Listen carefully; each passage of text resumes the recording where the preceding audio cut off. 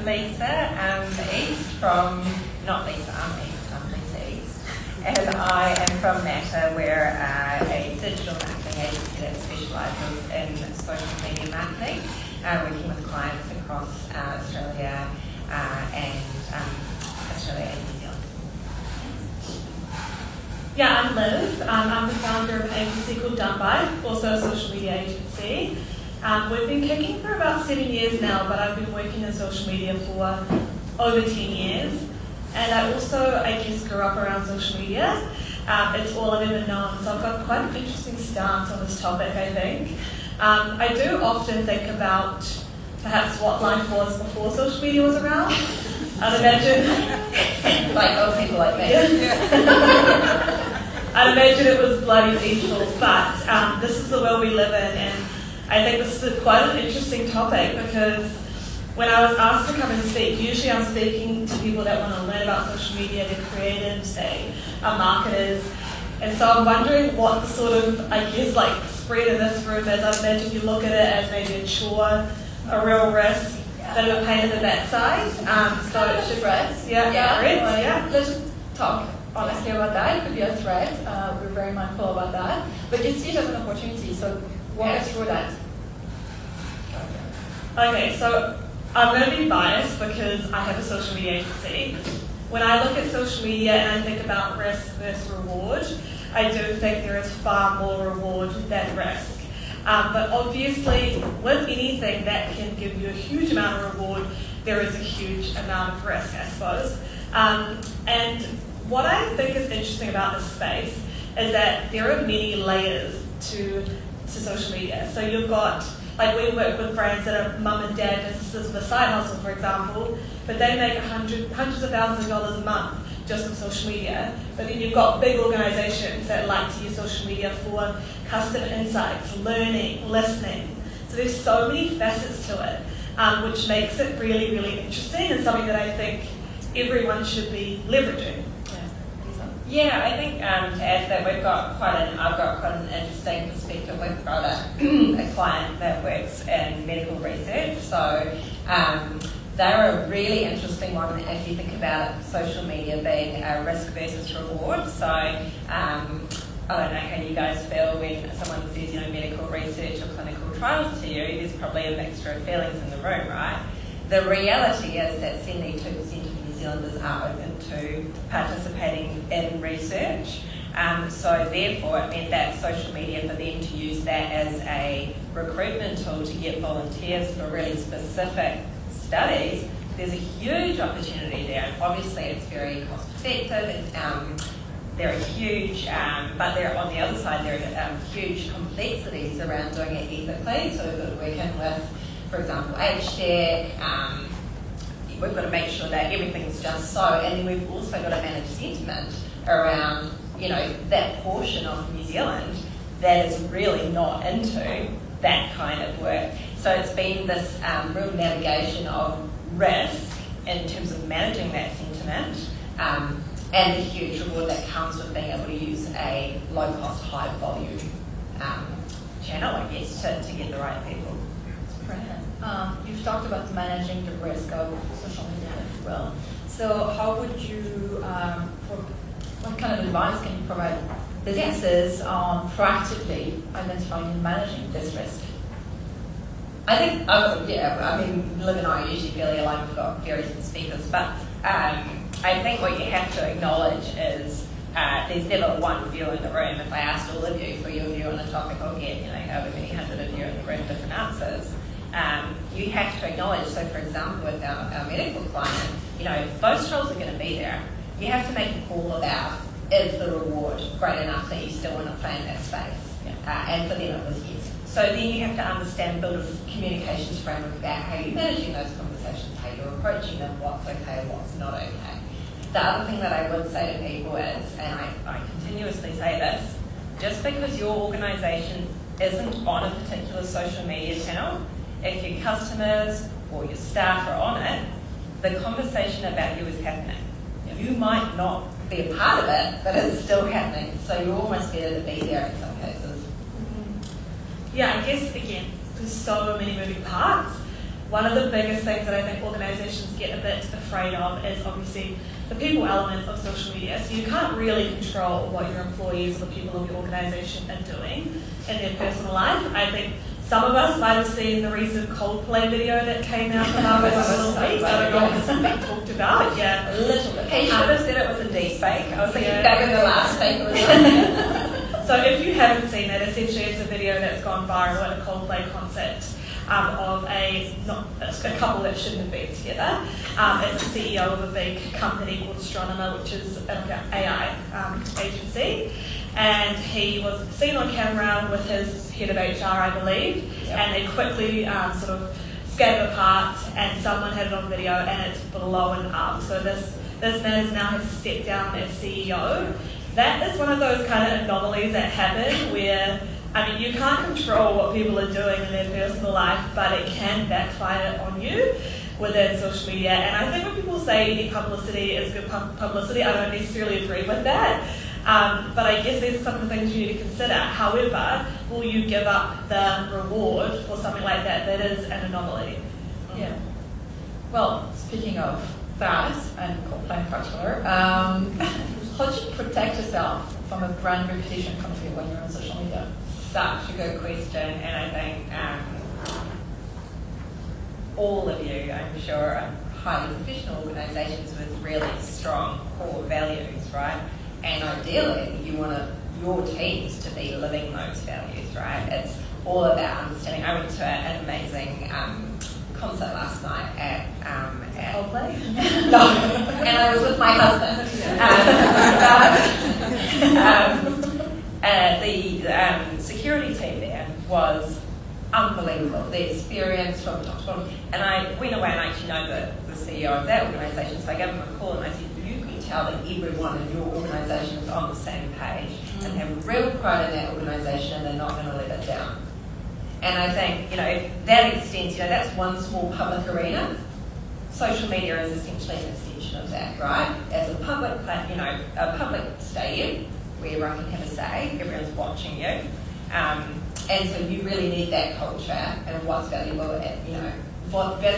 what your values are need to be, your people need to buy into them and they need to live them, whether they're at work or not, it doesn't matter, in my view. I think most organisations now do have a bit of a policy around social media, whether that's marketing their own brand or how you carry yourselves. LinkedIn is a good example. I think that people are sort of arguing there's a bit of a blurred line around what's being shared on LinkedIn at the moment, and I think organisations should be able to have a bit of a say around that if they're representing a brand. But there's a few little things where I see brands going really wrong. One of them is a lot of organisations will just flick the social media management to the youngest in the team because they're like, they know how to use it. They grow up with it. Yeah, and so mechanically they may know the platform, but if they don't have an understanding of what should be said and how it should be said and what the barriers are, there's like a huge risk there. So please don't do that. I'd imagine there might be a range of organisations here, but you do want a policy and also you want lenses around this. So if you are the head of risk, you want to probably run an eye over what that marketing plan is or comms strategy is. If you're head of comms, you want to run an eye over it. And then if you are the junior executing, ideally you are the last point just executing it. So just making sure you have those lenses in place because, I do have quite a good example. A few years back, I remember, I'm so sorry if anyone in the room is from Colgate, I don't need to bring this up, but it's quite a good example of, when you have a plan, a lot of organisations will have a marketing plan and there's themes and there's campaigns that they're going to execute on. And I think it's really important that if you are in like a highly regulated space to have things really planned out. The tricky thing about social media right now, and I think what brands are struggling with, is that people are trying to be really agile and jump on trends. Do not lean into that if you are in a space that you can be criticised or you're highly regulated. Stay in your lane and add value to your customers when you need to. So my point to that is a few years back during the Black Lives Matter movement, I remember Colgate launched a campaign, which would have been a great campaign at the time, but they also didn't listen to outside sentiment and what was happening in the sort of, eco space of the digital world. So with Black Lives Matter, they launched a campaign called the White Night In, and the messaging just did not land well at all, and it really backfired. So I would say you want to have a plan, and you want to be pretty meticulous about that. You want to run it through multiple lenses and then check what's happening in the current space and what's popular and what the noise is about before you get it out. So many steps. Yeah. Yeah. Oh, fair. I think you're leading into it, but like crisis communication and response of those events or any events in general, social media could be a big part of it. How would that come up? Yeah, I always think people, particularly in large organisations, will have either an internal comms function or they'll have an agency, a PR agency, who would help them with any kind of crisis response. Whoever's fulfilling that role will obviously be really, speaking closely with the CEO of the board and whatever's happening in a crisis. What I would say is don't leave out the people at the coalface. Because quite often I think what happens is stuff gets communicated down, but sometimes it's actually your social media managers, your community managers, your moderators who understand the sentiment of your community. If there's an issue, a crisis that affects your customer base and your social community, they will understand that community best. And sometimes the messaging that is coming from the top down, they'll go, ooh, this is actually not landing, but ooh, we don't think it will land, but no one's asked them. So I think the more communication, the more arms and legs around the table in those sorts of scenarios, really important. Are you advising to bring them in TV? I think so. Okay. Yeah, absolutely.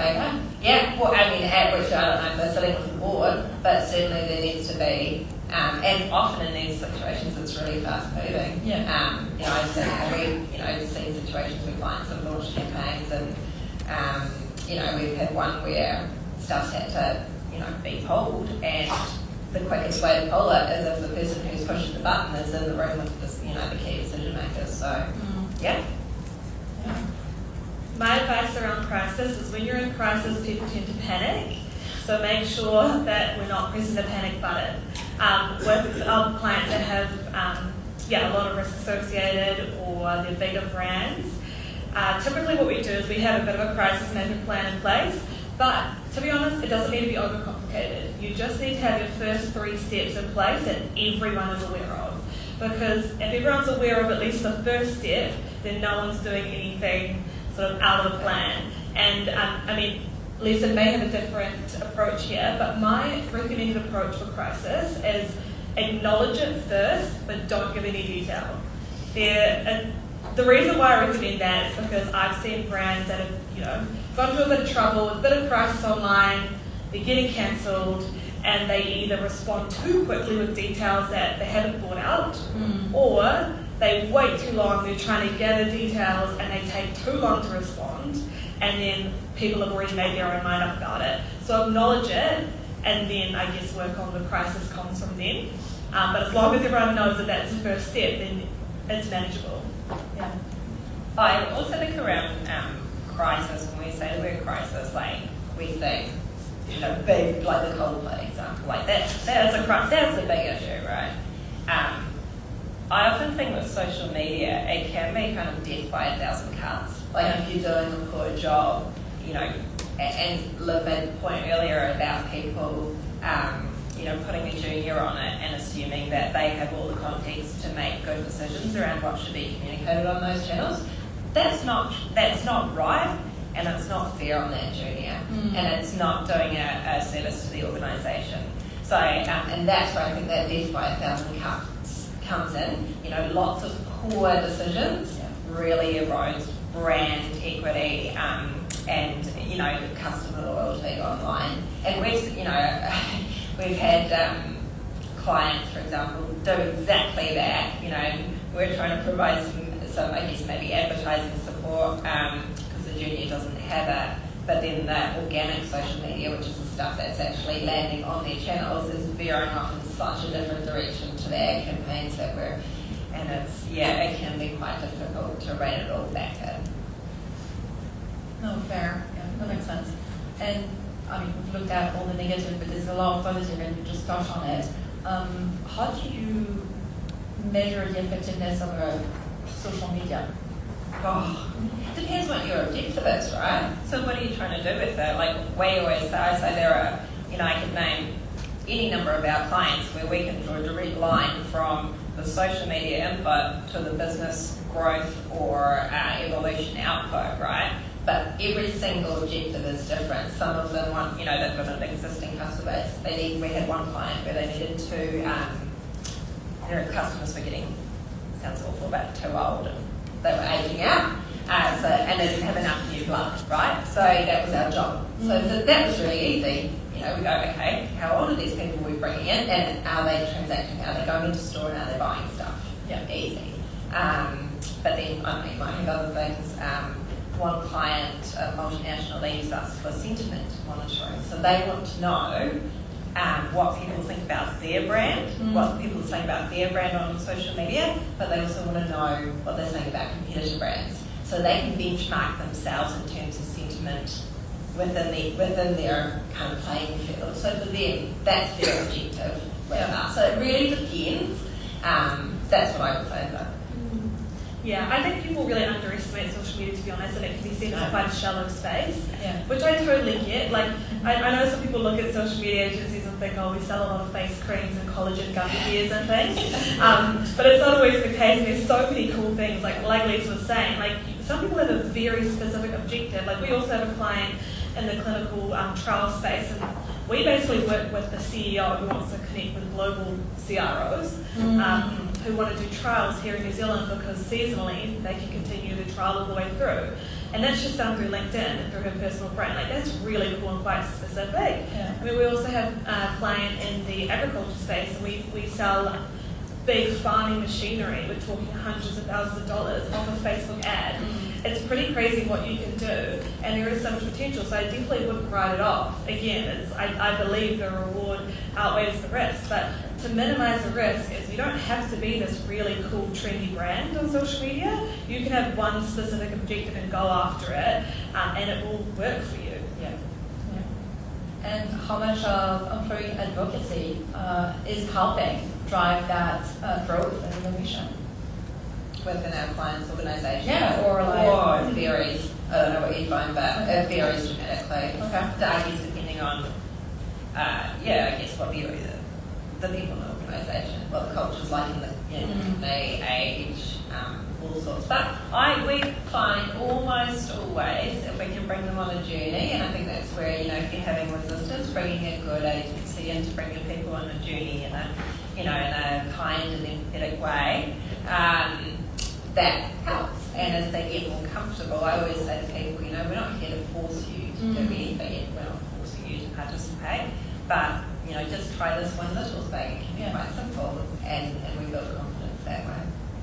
Yeah, I think it's strength in numbers if you approach it right. Like if I come back to LinkedIn, for example, you'll see there's brands that are maybe within your industry that are massive on LinkedIn purely because their employees have really strong profiles. But I think what people miss is that they don't actually give their staff training around how to build a personal brand. You have to decide whether that's something you want to do, because building a personal brand for someone, obviously, it's a risk. It's a topic of this whole thing, but it's a risk that they then, I guess, get poached. But I think there's more reward out of that, because if you have, say, 20 staff and they all have really strong profiles, then you put your brand in a really good space. However, people do a lot of work on their brand, messaging, positioning, strategy, but don't actually train their own staff on how to do that. We've done quite a few workshops recently with big brands who just want to make sure that their staff feel like they know what they're doing and putting their best foot forward, because if you can nail employee advocacy, you're sorted. Yeah. Yeah, it's a good point. EGC, so UGC, user-generated content, has been a big trend for a number of years. It's moved into EGC, so employee-generated content. So that is, a really impactful way to get great content out of people. But as Liv says, they need to be confident, they need to be trained. Yeah. Brilliant. And I think you touched on, thank you both, this is brilliant. I think you touched on having an agency to support you in driving that change. Can you talk to us a bit more about that? I mean, this is kind of your... Yeah, every one of you should have an agency, and we're probably two of the best in New Zealand. Look, I think... how do you make sure sure that your Yeah, you've got it agency right. is using Yeah. the right message and your right brand and your right messaging, basically, because it's someone coming who's not part of the culture. Yeah. And It's such a good question, and I think you have to have someone who's willing to. I often say to our clients, our team works as an extension of yours. That's when it works best, is what we find. So we will, go in, be on the ground, know the people. I actually reckon with marketing, when we're helping with marketing, when our people know the sales team really well, that's when it goes good, because they're the ones that are closest to the customers that they're trying to convert. So I think having an agency that actually is interested in getting involved with your team, with your organisation, they believe in it. We won't work with anyone that we don't believe in what they do, or we don't like their values. yeah. There's no point. We can't. But I also think that having the right agency and ensuring that you've got an agency that is mature, lives there. You've been in the firm for how long? 7 years. Yeah, over Yeah. 10, Oh, 10. Yeah. Hold it. It's like, we've been doing this for 14 years, and we've got a lot of, battle scars between us. We've got, a lot of knowledge. This is a very low barrier to entry game. There are so many cowboys and cowgirls. It's terrifying. So I think you have to be really, really savvy about who you appoint, and don't just think that because they're 12 years old and they, know how to dance on TikTok that they're going to do a great job. Right? That's simply not true. Right, thank you. That's true. Thank you both. Given the time, I'll go with some questions from the audience, Right. because they are actually super good. How does your organization navigate the increasing politicization of social media sites? Yeah. Politics. It's so interesting actually, because we have been recently running a campaign that touches on, we've run it across Meta, and it touches on some political stuff, and the level of I guess verification and the number of credentials you need to be able to do that. So I think that's an interesting thing. A lot of the channels have really, really clear policies around advertising and politics. You just can't on LinkedIn, on TikTok, on Meta. You need to be verified. Google, you can pretty much do whatever you want. Okay. So there you go, guys. It's Wild West out there. But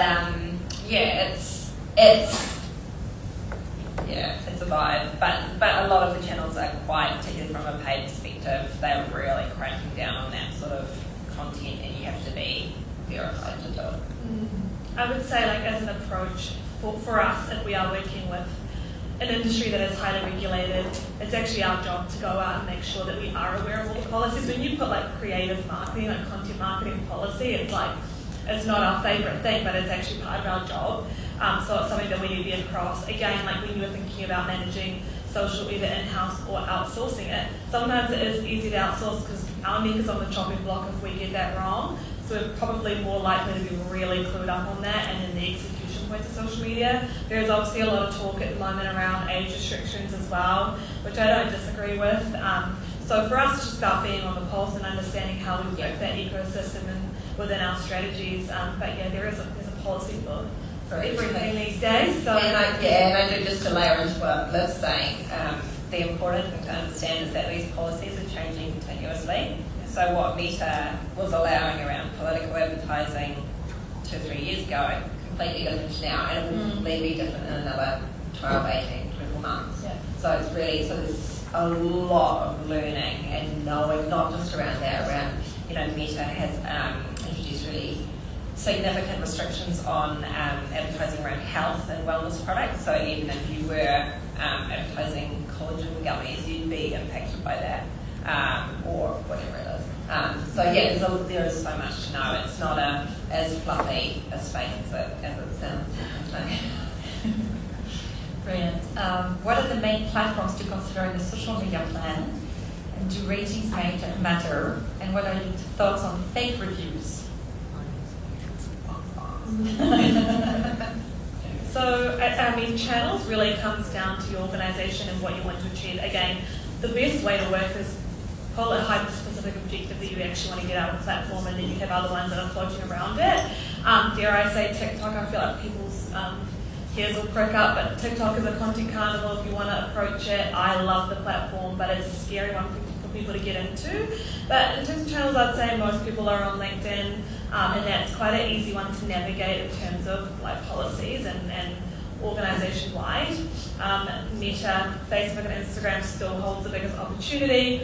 Data is a big one for a lot of people. There is a lot of risk around data and breaches and that sort of thing. But I would say your channels, if you may have great social awareness or presence at the moment, then opt to diversify your channels. One thing I do want to say though is social media can get taken away from you like that. Yeah. So one thing everyone should be focusing on right now is first party data. Yeah, get them into your database. All your marketers, go back and tell them their biggest risk right now if they're trying to grow a social community is that if that gets turned off tomorrow, you get hacked, whatever, those followers are gone. You don't own that. But if you can get them into your database in a compliant way, then you've got them, right? And you can continue to communicate. And that's a really real, TikTok, potentially getting taken away in states. That really brought that home for a lot of people, right? Yeah. So just to close off that question, is just choose your platform based on what you're trying to achieve. Don't try to spread yourself too thin because they're all very hungry platforms. We have a client that uses Neighbourly of all things. Yeah. I haven't learned that platform, but it works well for them. So choose it based on your needs and don't think you have to be on TikTok because everyone else is. And just have your objectives and where your audience is. So if they're not on TikTok, don't worry. If they are, don't be afraid to go there. Meet them where they are. Yeah, meet your audience. Exactly. Speaking of audience, do you have any advice for government agencies or SOEs who keep usually very quiet and under the radar for minimizing their impact? Is anyone from Tawhata or again? Put your hand up if you have. No, I've been seeing tons from them on TikTok. Yeah, recently, yeah. Yeah, and I'm a little bit confused about it. But some, I was hoping someone would be here so I could talk to them about it. What was the question? Why are they quiet? No, it's like, do you have any advice? Because most of them are quiet and try to be under the radar and not. They have to jump through many. Yeah, they do. I would say that we don't really work with a lot of government-based agencies. They like to keep it in-house. And they get a bit scared by agencies. Yeah. So And lots of consultants. Yeah. And they have a huge amount of restriction too. I would say that they probably aren't jumping on trends and things like that. They're staying pretty true to their strategy, and rightfully so because they have so many loopholes to jump through, which probably cripples a lot of their ability to grow and connect on social media. So I personally don't have experience in that space because they don't approach us. Yeah. I think where there are causes, we've done campaigns around doing one later this year around regulation that's changing it. So for the governing body of that. So that's a bit tend to be, it's a bit more needs-based. So, something needs to happen, they're recruiting or they need to advertise. That's probably an appropriate time, right? But again, it's what's the actual need. If there's no need, do you need to be doing it as a wise investment of our sweet taxpayer dollars? Great. Thank you both for finishing on this one. Thank you, everyone. Thank you.